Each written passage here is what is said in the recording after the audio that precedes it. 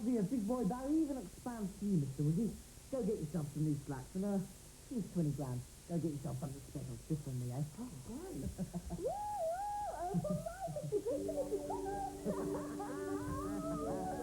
Oh, well, I mean, stupid, back already? Hey, good news, mate. Oh, well, these are new. I just bought the same ones again. There's an old Ewok saying, there's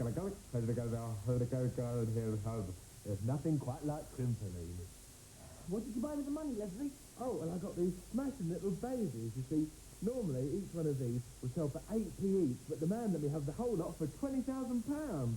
I tried to explain to you already. There was... Just leave. How do you better familiarise yourself with the menu on tonight's sofa? Perhaps you're right, Charlie.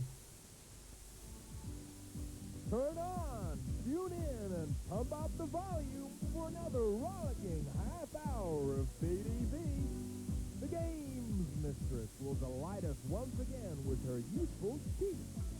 BNN's Roger Ross will be giving us the latest news in the computer industry, and BDV's feature team will be out and about. Stay riveted to your seat. Great say, Charlie.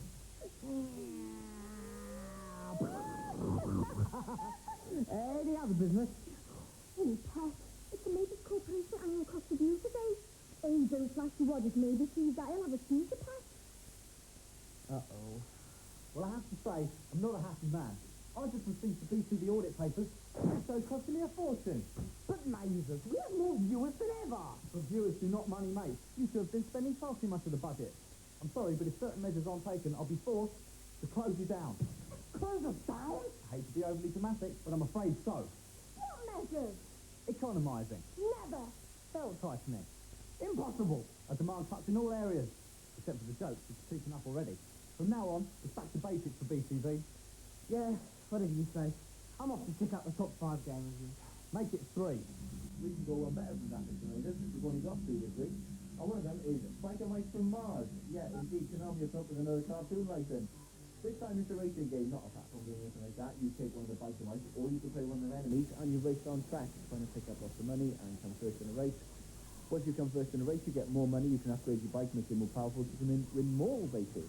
You can win more races, you get more points, you continue to the next level, and so on, and so on, and so on. Right. I do love reviewing these cartoon racing games because it gets me a chance to be all moral. The Spider Mice is actually very good. The first time you see it, you think of rock and roll racing. It's the same sort of game, except the graphics are bigger and smoother and faster. And it's full of nice little touches, like the way the bikes pick up dirt and gravel when it's dig around the corners. Each bike having its own special moves and everything. And I do like a two-player game with Old Saturday. I love to beat him. Can't beat this technological performance, Squeezy. They've managed to fit 30 courses into a mere 8 meg of cartridge. Spiker Mice is a really, really good game, and it's going to get 8 out of 10. I would give it as well. A thoroughly respectable 8 out of 10. This table setup, it's a little bit smaller than Southampton, but I still think it's a bit bigger than necessary. Change it immediately. But look, we need this for our meeting. Now this is better. This is what I call downsizing. Mind you, you better remember, other things are going to have to go too.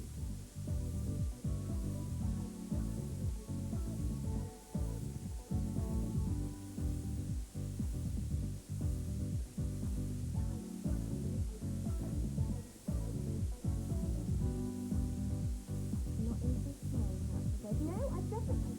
Right, so, 3:30, not 3:30. Yes, that's great. All right, then, I'll be seeing you there. Beauty. Look at me. What happened? Oh, Mavis took my outfit.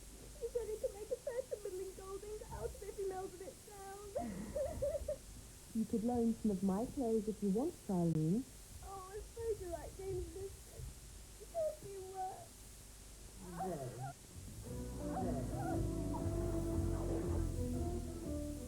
Good evening and welcome once again into my domain, where relief is given by touching up to your game-playing skills. So, who's first? Scientists, I noticed this mystical fighter on the Street Fighter 2 Turbo on the 3PO. In your wisdom, can you tell me how to access this tech like that on a two-player game. Well, that's no problem for a gaming goddess like myself. As for versus mode character selection, simply highlight Riley and simultaneously hold down all the pad buttons, including start. Now keep these held down while your opponent chooses their character. Now Raya's picture will be replaced with a mysterious shadow of the fighter Akuma Long, and you will now be able to play as the fabled one. However, his powers have been toned down for two-player action, but watch out for his famous mid-air and three-hit combo fireballs. That's your lot for now, but I'll see you in a bit. Now, everybody, despite some very satisfying economic cutbacks, good work, Ross, That's my pleasure, Maiden. BTV is still losing money. I'm afraid to say that the economic wind of change is blowing swiftly through Primetime Barry. Oh no, that's the wind from outside, Mazes, because you made me turn the heating off. Oh, shut up, you imbecile. You've left me no alternative. I'm going to have to instigate some staff cutbacks. One of you is going to get the sack. Now, which one of you is the most useless member of staff? It's me. I make no bones about it. Oh, just the off then. Maybe these budget cuts aren't so bad after all, Barry. Exactly how much did you pay this man? Well, I mean, don't really pay him. He actually pays us £100 a week to work here. Oh, just the off then. No, Leslie, wait. Tell me something. Have you ever, read me? Oh, you lovely man.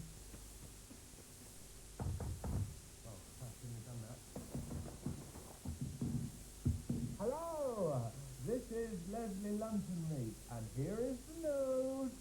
Ewok news first. There are new plans for an Ewok cartoon, I hope. And flower news now. At the Welwyn Garden Festival in Wales, chrysanthemums are in bloom. What is going on? Well, Maiden wanted to take a bit of money and he asked me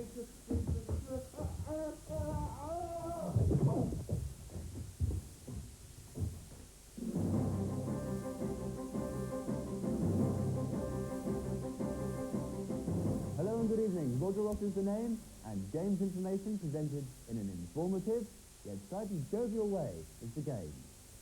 First up tonight, the video games industry has gone 3D fighting game, doolally, up the spout, mashed banana, all aboard the happy bus, bonkers. That's right.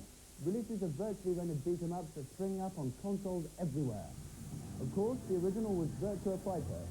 Now hitting the arcades, though, is Virtua Fighter 2, with better graphics in the form of Goran shading on each character and more detailed backgrounds. Also, the gameplay has been tweaked favourably. Lastly, not one to be left out, Atari get into the act with Fight and Flesh on the Jaguar, a fighting game with more than a passing similarity to the arcade version of Virtua Fighter. It promises to be faster than the others and feature wilder special moves and dish-worthy trickery. Its major selling point is that it will be released before the official Saturn or the PlayStation machine hit the shops later this year. That's me, Roger Ross, punch drunk and swollen, leaving the battered ring of beat-em-up nuggets. Up next, Scott Peters with Hairstyles of the Poor and Impoverished.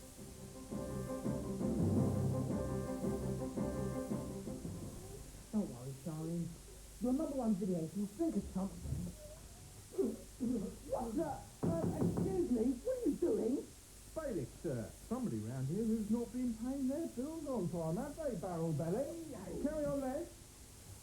Go over there, Colin. Oh, you can't take that. That's my PlayStation. Excuse me, carry on, Colin. I'm afraid to say, sir, that under paragraph 22, subsection 3, amendment 49 of the Celebrity Sporters Act, you, sir, are evicted. I must ask you to leave the premises. Is Barry bankrupt? Will BTV ever go on air again? Find out. Up to 15% off summer 95 holidays and only £5 deposit. Amazing. AT Maze. Amazingly.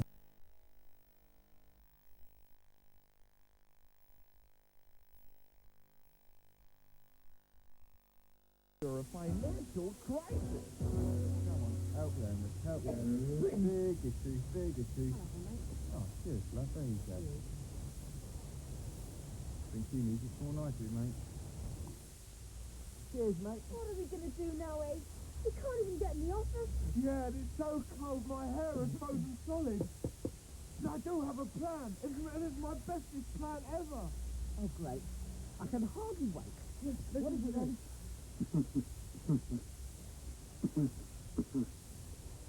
That is the most ridiculous, idiotic... Wait a minute, that could work. Instant rubbishy.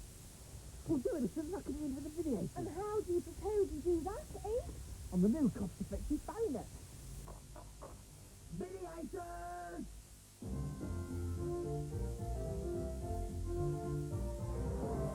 My life is so empty. If only I had a teach change to colour scheme on Mega Drive Jungle Book. Hey man, you might not have one, but I sure as humanly do. Pause the game and press A, B, B, A, C, A, B, B. There are 8 different color schemes. Your life ain't empty anymore, kids. It's been filled with ragamuffin.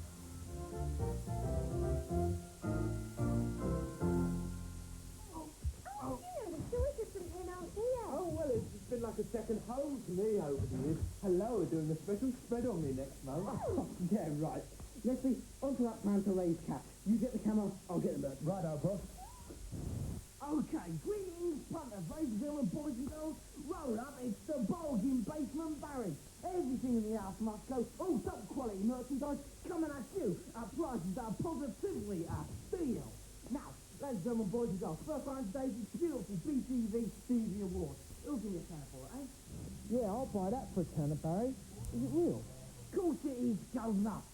Solid gold, just like my dear old mother. Would I lie to you? Nah, it's all right. Sorted. You've done well then. Okay, ladies and gentlemen, next item tonight.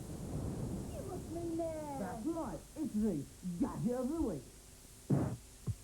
Now, ladies and gentlemen, you know Ed, you know time. Well, stay with me. Thanks to modern technology, some clever computer boffin has been able to bring you the world's first ever electronic egg timer. Now, this eloquent unit would not look out of place on any home mantelpiece.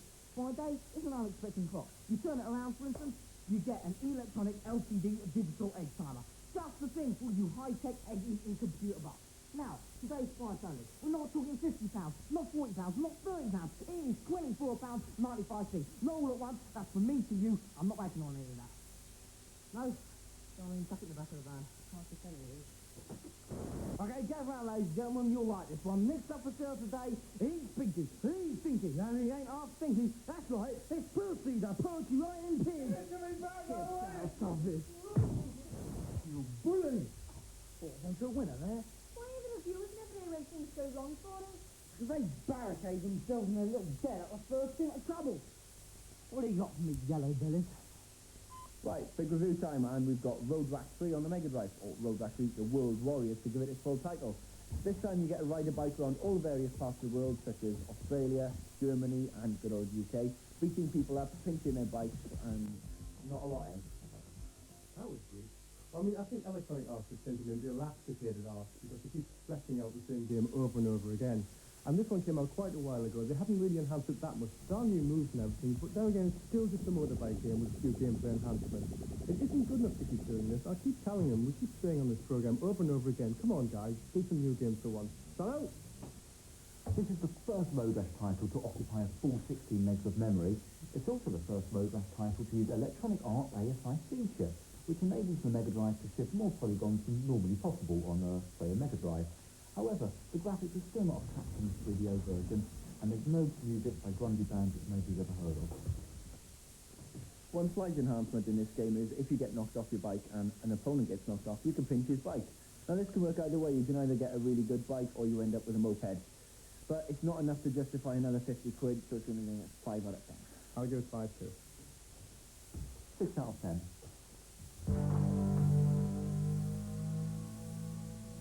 Come on, Percy, let's just touch you up.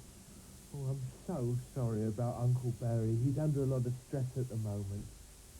But I hope nothing happens to BTV. If it goes bankrupt, and I'll have to go to the Dagobah system and live with Yoda. Or whatever people say, I don't like him. If money is the problem, achoo, pass me a tissue. We could make a killing with a BTV share issue.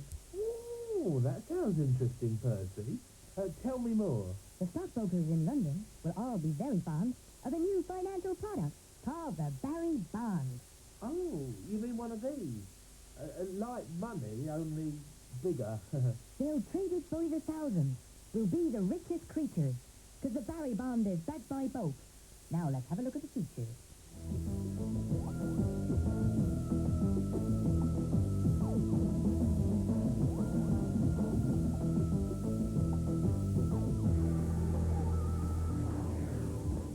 Roger, I don't think I look too bad.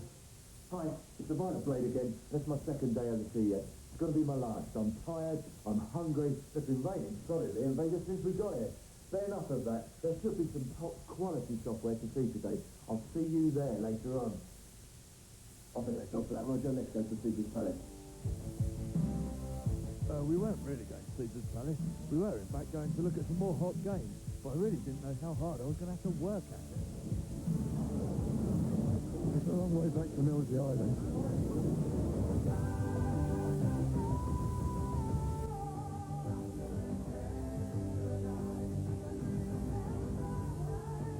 Today, Thunder in Paradise. What exactly is it? Well, Blade, I guess you could relate. You're wearing the bandana. Hulkster's wearing the bandana. No, Thunder in Paradise is a cross between Miami Vice, Baywatch, and James Bond. It's a game full of action, on the water, with a lot of women in it, and we codename it internally Buns and Guns. We won't market it that way. It'll be Thunder in Paradise, but internally it's Buns and Guns. Come on, man. Keep this up, we'll all end up shark bait. Shark bait? Little did he realise he had the Blade at the helm of his huge throbbing powerboat. But shock horror, the Philips CDI game really is interactive. Sadly, though, the rest of the CES actually proved to be a little disappointing. There was not an odorous sniff of a Saturn or a PlayStation, but at least FX Fighter had the FX2 chip, like Starwing 2 last week, and is Nintendo's foray into the polygon-rendered world of fist-knocking action. If my opinion's anything to go by, I thought it looked quite impressive. This little lavatory alike is Atari's attempt at the silver platter spinning world of CD technology. So, Bill, what exactly is the Jaguar CD? The Jaguar CD is the low-cost CD-ROM peripheral for Jaguar that allows you to have full motion video in game, as well as much, much larger storage capacity at an extremely low price. And what makes it incredibly different to the other CD platforms? The first is its price, which is $149. The second is the fact that we are getting superior performance to any other CD-ROM product on the market. And it doesn't even follow normal video CD standards that all the other manufacturers do, and it still looks like a toilet in my opinion.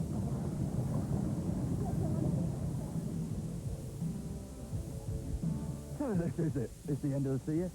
These people are going home. I'm going home, and Roger's going home too. We've seen some incredible games, and I hope you've had as much fun as we have. Without the blessings, of course. We've got a chauffeur-driven limousine outside that'll take us all the way home. So there's only one more thing that needs to be said. Roger, switch her off. No, Roger. I thought I told you to switch it off while we were out there. But if anybody else gets hold of this bit of videotape, we'll be in serious trouble. I'm meant to be a celebrity, you know. Look, Roger, what do you mean they're running with it? Roger! I can't see a way out of this, Charlie. We need money. Fast. Well, maybe I should go back out on the streets now and live in town. Oh no, I can bear to see you sweeping the roads again. It was an honest job. Charlie, you should love me if I was at town. Of course I was proud. Would you love me if I was so good at video games? More than life itself.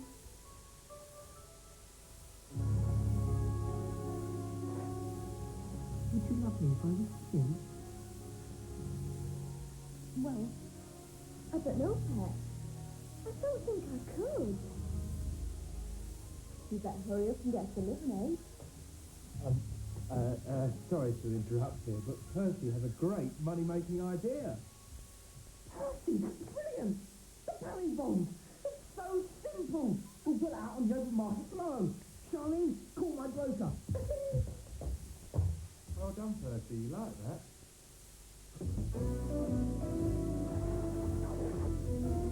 I'm back once again. So, who's next for a bit of personal help?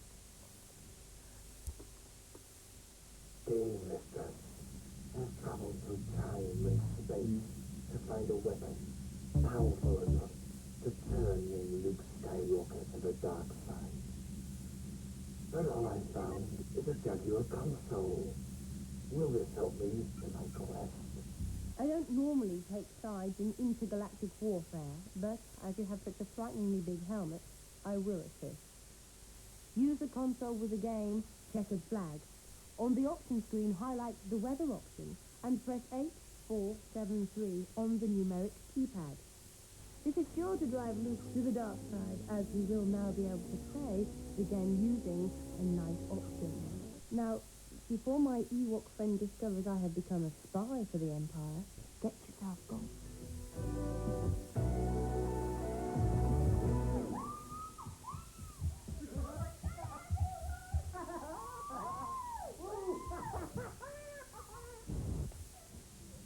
The Barry Bonds are bringing in $5 million a day on the open market and rising. What do you think about that then, eh, Mason? Well, I'll tell you what. You make another 10 million like you did today, and I'll let you off your earlier financial discretion. Oh, well, Leslie, it looks like your very special plan saved the day. Oh, well, it wasn't only me. It was Percy's idea, too. Oh, yeah? Worth a little bit. Because BTV is so very smart. Well, I guess Percy won't want this very, very special reward I've got for him then. Oh, well, you know, I could always accept it on his behalf. Oh, good. Ow! God bless you. Hello, America. Live from BTV Center in London, England, it's Primetime Barry. Joining our house-sized hero tonight is the Games Mistress. Special appearance by the Videators. The music tonight is from Fat Freddy and the Pasadena Washboard Quartet. Come on, let's make some noise. Here's the man with the plan.